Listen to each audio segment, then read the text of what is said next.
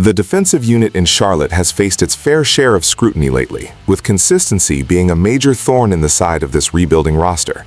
Finding a foundation in a sea of uncertainty is never easy, but word is filtering out that the Carolina Panthers are zeroing in on a long-term commitment to J.C. Horn. This is the kind of move that signals a clear direction from the front office. While the outside noise has been loud regarding the team's overall performance, the internal view on Horn remains steadfast. He is seen as the alpha in that secondary, the player you build a scheme around. The reports suggest that despite the ups and downs of the recent campaign, the organization is looking at the bigger picture. They are not just looking at one defender, though. The strategy involves a secondary piece to ensure that the veteran leadership remains intact while the younger core matures. It is a delicate balancing act for a franchise that needs to prove it can retain its own blue-chip talent.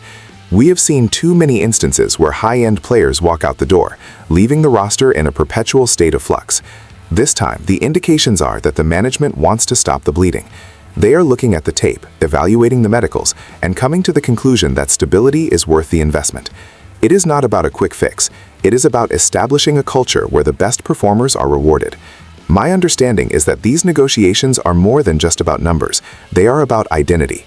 If you appreciate this kind of deep dive reporting and want to stay ahead of the curve on every roster move in the league, make sure to subscribe to the channel for more serious professional analysis.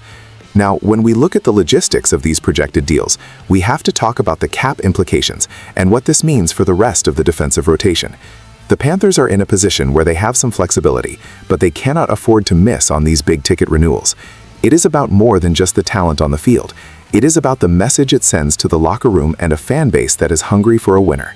When you dig into the numbers and the tactical fit, the decision to prioritize J.C. Horn makes a lot of sense from a purely scouting perspective. When he is on the field, the geometry of the defense changes. He allows the coaching staff to be more aggressive because they trust him on an island. The concern, of course, has always been the durability, and that is where the negotiations get interesting. You are betting on the upside while trying to mitigate the risk of missed games.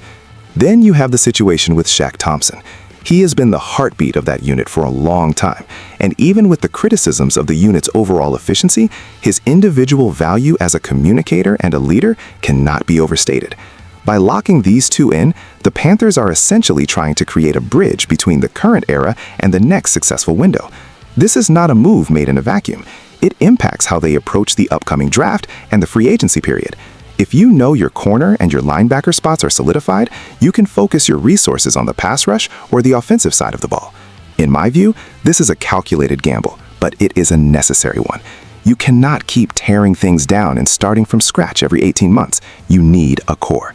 My sense is that the front office is tired of the turnover and wants to see what this group can do with a bit of continuity and a full offseason under the current scheme. It is a sober approach to a difficult situation. The reality is that the Panthers are still a ways off from being true contenders, but you don't get there without taking care of your foundational pieces first. It's about building a floor so that the ceiling can eventually be reached. I want to hear from you on this one. Do you think the front office is right to double down on these specific defenders, or would you rather see a complete overhaul of the defensive unit? It's a tough call, and there are valid arguments on both sides. If you found this breakdown helpful, please hit that subscribe button, leave a like, and stay tuned for all the latest updates as we continue to track these contract developments.